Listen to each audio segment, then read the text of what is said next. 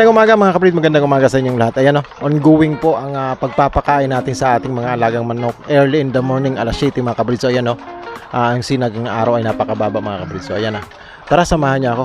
Sagutin natin ang mga katanungang paano tayo nagpapakain sa umaga sa ating mga alagang manok. Ano-ano ang mga mixture natin, and then bakit ganun ang ginagamit natin, and then ano ang mga naiisip nating idea para sa outcome ng ginagawa nating mixture ng pagkain, and then paano natin sila pinananatiling malusog mga kabrid. So tara mga kabrid, samahan niyo ako.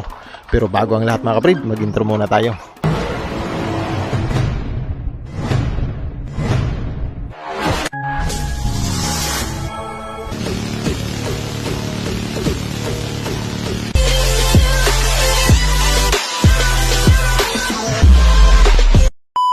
Ayan mga kabrid, umaga pa lang mga kabrid, mag-prepare na tayo ng ating mga mixture ng ating pagkain mga kabrid. So mayroon tayong nasa green, nasa yellow, and nasa maliit na cup mga kabrid. Ang maliit na cup ay sinasamahan natin ng red cell mga kabrid. Tapos Bitmin Pro naman sa kabila mga kabrid. Ginagamit natin ang Bitmin Pro pag nakatapos tayo mag-flashing sa ating mga alagang manok para ma-replace natin ang multivitamins sa kanilang katawan na naalis during the process of flashing mga kabrid. Ang flashing ko ay meron akong sariling pamamaraan mga kabrid, ang pagtatanggal ng mga mikrobyo sa pangangatawan ng ating mga alaga, and then para thoroughly malinis ang kanilang internal system mga kabrid. So ayan, i-replace natin sa pamamagitan ng paglalagay sa ating pagkain ng Bitmin Pro powder, yung multivitamins nating powder na sinasama natin sa ating mixture ng pagkain mga kabrid. So ayan, nagbabalat po tayo ng saging mga kabrid. Nagbabalat tayo ng saging sa ating munting ginagawa.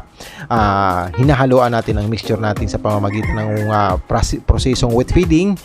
Wet feeding po is binabasa po natin ang ating pagkain. Mas gusto ko po ang pamamaraan na ganito mga kabrid kasi mas nakokontrol ko po ang moisture ng pangangatawan ng ating mga alaga. Hindi ho ako ganun sa mga, mas epektibo po kasi sa akin, at hindi ho ako sanay na nagpapainom ng tubig sa kanila during that time na ganito mga kabrid. Mayroon tayong pamamaraan na gumagamit tayo ng dry feeding, depende po sa proseso ng ating mga alaga. Mayroon din naman akong pamamaraan ng wet feeding, depende rin po sa panahon, sa tag-ulan, tag-init, ganito mga kabrid. So para sa akin kasi mga kabrid, nagiging times 2, mas nadadagdagan ko ang magandang moisture ng pangangatawan ng ating mga alaga sa pamamagitan ng wet feeding na proseso. So na-calculate ko siya, halos times 2, nadudubli ko ang nailalagay kong tubig sa pangangatawan ng ating mga alaga sa pamamagitan po ng wet feeding mga kabrid. And then at the same time, marami po ang benefits na nailalagak natin or naisasama natin sa prosesong iyon, gaya ng pagpa-flashing, pagpupurga,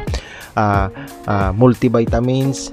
Doon po ang mas maganda pong i-apply yon sa prosesong wet feeding mga kabrid. So depende po sa inyo. Ang sa akin naman ay sarili kong experience, sarili kong pamamaraan na nagiging efektibo dahil sa mga experience ko, sa mga nadanasan ko sa pag-aalaga ng manok mga kabrid. So ayan, makikita nyo sa nilalagyan natin ng pernito or inanong hinigto na sinasabi, yung palay, yung bigas na pinabuka mga kabrid. Ayan, sinasamahan natin ng natin. So ayan mga kabrid, tayo kahapon ng saging mga kabrid. Hapon tayo kumukuha ng saging pag naubusan tayo, dahil na yung dalawang buwig mga kabrid ng pabunga natin sa saging natin na sabay is naubos na. Ang isang buwig is na-share natin sa kapitbahay, ang isa is naubos na natin sa pagpapakain, and then nilaga-laga din natin mga kabrid. So ayan, may bago tayo. So bakit nga ba saging? Bakit nga ba naghahalo tayo ng saging sa ating mga wheat feeding mga kabrid? Para po mas masarap, and then mas masustansya ang pagkain ng ating mga manok mga kabrid. Mula day 1 pa ginagamit na natin ang saging na saba or hinog na saging or overripe na saging. Nagagastos tayo diyan almost sa expenses natin ng pagpatuka mga kabrid is halos 25% or 20% sa ating expenses is galing po sa nagmumula po sa pagbibili natin ng saging na saba. So mapapansin nyo, iba yung proseso ko.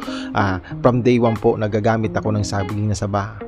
sa wheat feeding. Basta wheat feeding po ako, may saging na saba po yan. So pampadagdag kasi ng takaw ng aking mga alaga. So pag matakaw po ang aking mga alagang manok mga kabreed, isa kontrolado ko ang kanilang pangangatawan, kontrolado ko ang kanilang appetite.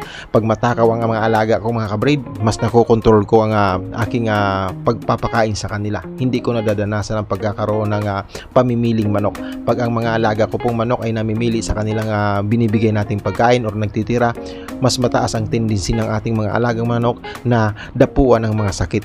Dapuan po ng base lang po yun sa experience ko. Mas mahihina po ang mga alagang manok pag sila po ay namimili ng pagkain mga kabreed. Nagkakaroon po sila madalas ng sakit mga kabreed sa internal system nila mga kabreed. So may proseso tayo, mapapansin nyo po medyo madumi ang ating mga lagayan dahil mayroon tayong schedule niyan. Mayroon tayong schedule ng paglilinis sa mga patukaan, and at the same time yung mga baldi-baldi na yan. Mayroon tayong schedule ng pagpa-flushing, mayroon po tayong schedule ng pagpupurga, mayroon almost tayo. Ang naiiba lang sa ating mga kabreed is pagkukording, kasi depende po sa bigay ng panahon at araw ang ginagawa nating paglalabas sa kanila mga kabreed. Pag mainit, ayan, salit-salitan sila dyan, salit-salitan minsan niya mga kabreed pag talagang sunod-sunod ang tag-ulan mga kabreed. Tapos magkaroon ng maaraw na kahit isang araw lang, nakakatatlong switch tayo, nakakatatlong set tayo ng pagpapalakad-lakad, pagpapa-exercise sa ating mga alaga para maibsan natin ang pagkakaroon ng yung laging nasa cages or nasa kulungan ng ating mga alaga. May mga tendency, may mga negative effect yun sa ating mga alaga. Iniibsan natin yon sa pagpapalakad-lakad mga kabreed sa ating mga alaga through cording or scratching fins exposure mga kabreed. So simpleng backyard lang po. Ang makikita nyo po sa aking mga video mga kabreed is pamamaraang backyard, pang sariling backyard mga kabreed. So ako po ay isang nag-aalaga ng manok, and then lahat po ng naisishare ko or naisasabi ko ay base po sa naging experience ko mga kabreed. So respect sa iba na nagkakaroon din ng ibang pamamaraan na salungat sa akin mga kabreed, kasi nakadepende rin sila sa kanilang experience, kanilang lugar, kanilang uri ng manok, kanilang space, yung kapabilidad nila mga kabreed. So magkakaiba-iba, depende po yan sa hindi ko po pwedeng gayahin sila dahil po iba ang kanilang sitwasyon, iba yung kanilang kapal ng bulsa, kapal ng budget. Ito pong with feeding na ginagamit ko isa, napakatipid po nito mga kabreed, napakatipid, and then at the same time mas malulusog ang mga alaga sa prosesong ito mga kabreed. Yung paghahalo ko lagi ng saging na saba, ang outcome po nito kung bakit hindi ko inaalis, it's talaga nagkakaroon ng kumbaga lakas ang ating mga alagang manok. Pagsanay po sa saging na saba, kumpleto po sa vitamina, and then syempre ang saging na saba mga kabreed, napakasustansya niya sa mga alagang manok. Napakalinamnam para sa akin kung titingnan, napakalinamnam para sa kanila ang mayroong pagkain na mayroong halong giniling na saging na saba. So ayan mga kabreed, ayan, so 3 kilos almost mga kabreed.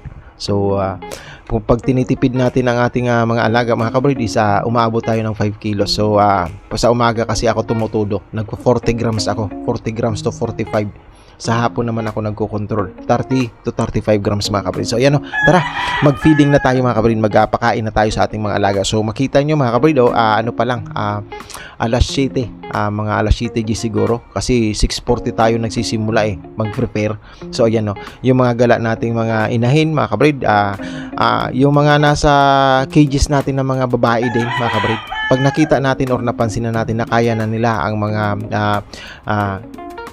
nasa labas na pagkain gaya ng mga tuka-tuka ng mga bato-bato, kahig-kahig ng mga buhang-buhangin dyan, pag nakayanan na ng system nila, saka na natin sila pakakawalan. Pero as long as nating hindi pa nila kayang tunawin or magkakaroon pa sila ng sakit sa mga pagkakain-kain ng sa labas na yan mga kabreed, wag mo muna nating isapalaran ang kalusugan ng ating mga alaga. So dun muna sila sa mga brooder mga kabreed. As long as nakikita natin hindi pa nila kaya, wag mo munang ipilit. So ganun ang sistema. Kapag kaya na nila ang mga pagkain sa labas, tingin nilang magkasipon man sila, kaya na nila kasi malalaki na sila, saka ko na sila pinapakawalan mga kabreed. Pinagtsatsagaan muna natin ang pagpapakain sa kanila nung nasa brooder sila mga kabreed. So ayun mga kabreed, pakain na tayo. So serving natin dyan is 40 to 45 mga kabreed. Yung pakainan nila is pinupuno natin. Mapansin nyo, magkakaparehas kalaki ang ating pakainan, magkakaparehas pa kalaki ang kanilang lagayan, dahil po doon tayo mismo mapapansin kung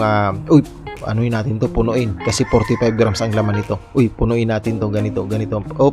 Takal-takal tayo, tansyahan lang mga kabrid. So hindi natin pwedeng timbang-timbangin yan at magugutuman ang ating mga alaga mga kabrid. So ayan no, minsan nahuhulog nila ang kanilang mga pakainan mga kabrid. Minsan mapansin nyo pag nakita ko po madudumi na yung mga yan, naglilinis po ako ng ating mga patokaan. Binababad po natin yan sa chlorine and then maghapon 3 hours or 5 hours mga kabrid, hanggang halimbawa magpakain ako ng umaga alas 7, alas 8 aalisin ko na yan, lilinisin ko yan, babad ko yan hanggang alas 3 mga kabrid, tapos bilad ng hanggang alas 4. So prosesong chlorination na sinasabi, mapapatay natin ang mga mikrobyo or mga hindi gaano kailangan ng ating mga manok sa kanilang pakainan. So hindi naman pwede pong araw-araw kang maganon mga kabrid kasi baka maapektuhan naman ang ating mga alaga pag hindi natin malinis ng maayos mga kabrid. So ayan ang ating mga baby stag mga kabrid na nasa breeding pen. So kailangan na din yan maalis mga kabrid. So ang mga babae dyan, pag malalaki na yung nasa brooder,